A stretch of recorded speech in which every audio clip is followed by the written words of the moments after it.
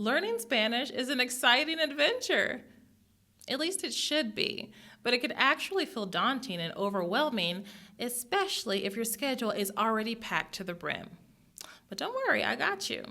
Today I'm going to give you some really creative tips to help you seamlessly weave Spanish into your daily hustle. Comencemos, amigos.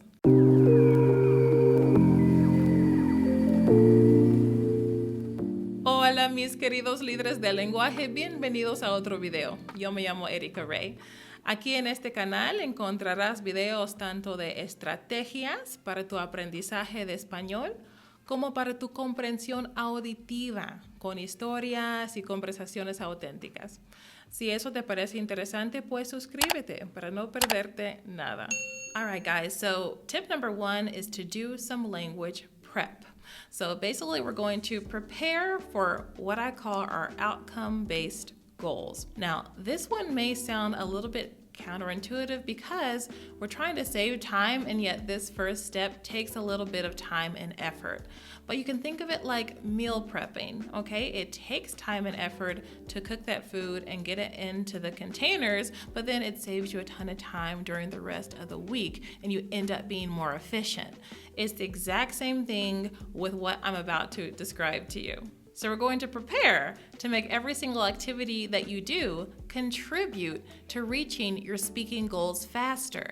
And I call these outcome-based goals because it's about what will I be able to do with the language at the end of this? What will I have to show for this? What will I be able to produce? So obviously you have to start with knowing what your goals are. So you can start with either a personal goal or you can start with a goal that's been set for you as long as it's still relevant to you. So start by asking yourself, why am I learning? You may have several reasons for learning, but just choose one. For example, I'm learning Spanish in order to be able to communicate with my Spanish-speaking coworkers. And then I actually want you to paint a scene. So ask yourself these questions. Where am I? Who am I speaking to? What am I speaking about? And how do I feel about this interaction? This is an exercise that I often walk my private clients through and that I actually walk you through in my free training, the Next 90 Days Spanish Workshop, which you can check out at the link below. But let me go ahead and give you a quick example. I'm at work in the break room. I really want to speak to Cecilia, one of my coworkers from Peru. I know that she has 3 kids just like me, but I don't really know anything else about her. She speaks just enough English to be able to do her job, and I speak just enough Spanish to be able to have some small talk, but I've never really had much of a conversation with her. So I would like to ask her about her kids, how old they are, maybe some of their interests, and then share a bit about my kids as well. And I would feel really good if I could do that because Cecilia is really nice, but we've only just kind of had some small talk conversations and we haven't been able to do much more than that. And so I think that if I can show that I'm making an effort, it's just going to contribute to an overall improved work environment. All right. So you've answered these 4 questions, you have your scene. Now you have a reason, okay? This gives you meaning behind what you're doing. This is all part of the prep process. Then you can continue preparing by thinking, what are some things that I would like to say to Cecilia? Maybe I just want to confirm how many kids she has first. So I'm going to say, ¿cuántos hijos tienes? And then, ¿cuántos años tienen? ¿Les gusta la escuela? And then I'm going to tell her a little bit about my kids and say, los míos tienen 3, 5 y 8 años. El mayor juega fútbol y a las 2 chiquitas les encanta el ballet. So how are you going to create these phrases? Well, there are a few ways. You could get someone who speaks Spanish to help you. It won't take long. There are just a few phrases there. You could go to a translation tool and try to get them from there.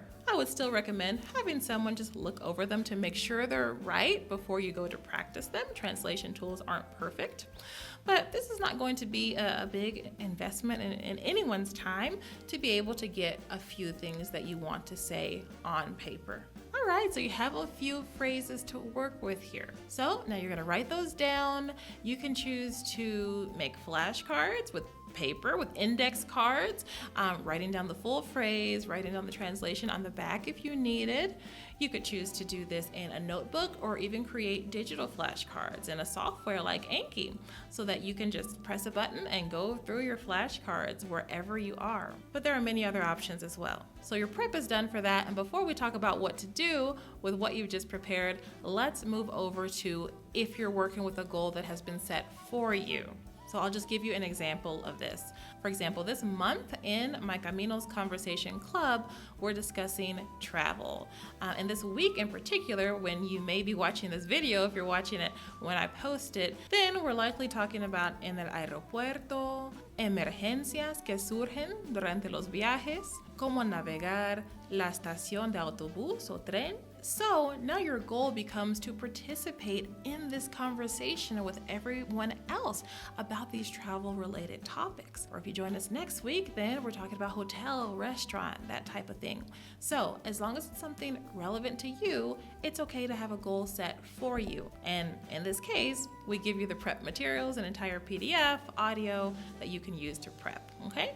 The point is that whatever is coming up for you, whatever is relevant to you, you need to either prepare for yourself or have someone prepare some prep materials for this speaking opportunity that is about to present itself. Now we're prepped. Our language is prepped for the week, we can say, and we can go into practicing as busy people in our busy lives. So the next tip is to utilize all of those spare short moments that you have throughout the day. It could be 5 minutes, 10 minutes, 3 minutes, whatever it is. It could be waiting in line, commuting. This could be during a break. Now, what a lot of people do during these short periods of time who are trying to apply a tip like this, and trying to use those spare moments for their language, is that they'll pull out Duolingo or something similar and start going through some exercises like that. But after a long time of doing that, they still can't have the conversations that they want to have. But that's kind of like telling yourself, even if you don't realize it, okay, by doing these exercises in Duolingo, eventually I will have the vocabulary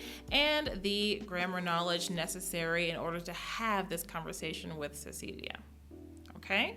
You're probably not thinking in that way, but that's actually what's happening. And that's why so many learners, even with months and years of a streak, cannot have even the most basic conversations that they want. It's kind of like having a destination that you could go to with a straight line, but instead of doing that, you go around and around and around and around multiple times before you actually pull in.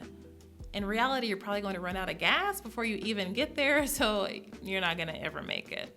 So this is why I suggest that you use those spare moments of time, short as they may be, to do something useful. And if you already have this prep material done, you can just pull out your flashcards, you can run through them on Anki app, or you can use that PDF that we give you, for example, inside of our Conversation Club, or listen to those short audio snippets that we give you, whatever it is, but you're preparing for something that's coming up. This is so much more motivational than learning random pieces here and there that you're probably gonna forget before you ever get to use it.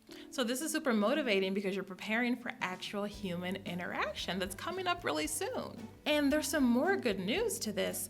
Learning these phrases, these sentences that you're learning, they're versatile. Okay, I talked about this in the video where I talked about chunking the language, learning language in chunks.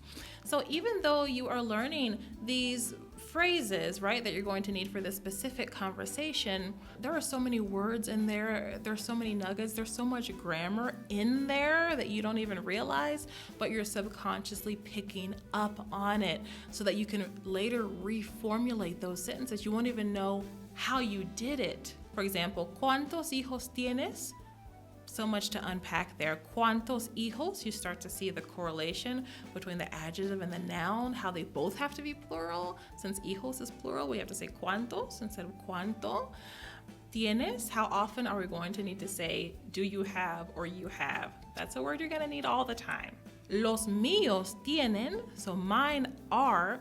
And of course, you're learning in a very natural way that in Spanish we say how many years does someone have, not how many years are they. Los míos, los míos, as simple as this is, it really is a challenge for a lot of Spanish learners to grasp how to say mine, because it just depends on what is yours, right? Is it multiple children, like in this case, míos? Is it a mix between boys and girls? And that's why we're using míos. It would be mías if it was all girls, and then we have to change the article. Las mías tienen, okay? So we could go through a whole explanation of that, or you could just start to notice those things, because if you're working with correct sentences that have been reviewed, your brain's gonna start to pick up on that. And then later when you see something that says la mía, for example, you may automatically start to see, okay, now there's no S, it's singular, because we're talking about mi hija, una sola hija, just one daughter specifically, okay? The point is here, never think that by working with chunks of language or preparing certain phrases for a certain situation, you're limiting yourself only to this situation. You simply need a context so that your brain can hold on to this information, and it's going to pick up the patterns that are going to be so useful for anything that you want to say later. So in this way, you're actually going to be using those few minutes of time efficiently for some real human interaction that you're about to have, instead of the phrases that your app is just trying to drill into you. Like, my cat is on top of the mountain. How many times have you actually had to say that? I don't even have a cat. Next, you want to look for flexible opportunities to speak. Flexible, okay? If you're busy, that likely means that if something goes wrong in that exact moment where you were scheduled to speak and you have no other opportunities within that week, then you're just going to keep putting it off and putting it off. So many times I hear learners say, oh yeah, they give like Spanish classes here locally where I live, but because of work I cannot attend. So find something that you can attend. Go online. That's the most convenient way to practice. You don't have to factor in commute times or anything like that. You need to find multiple opportunities to speak, and it's best if it's flexible, because not only are you going to progress faster, but it's going to be easier to fit into your schedule. The next tip is to incorporate Spanish into your daily activities. This is so important.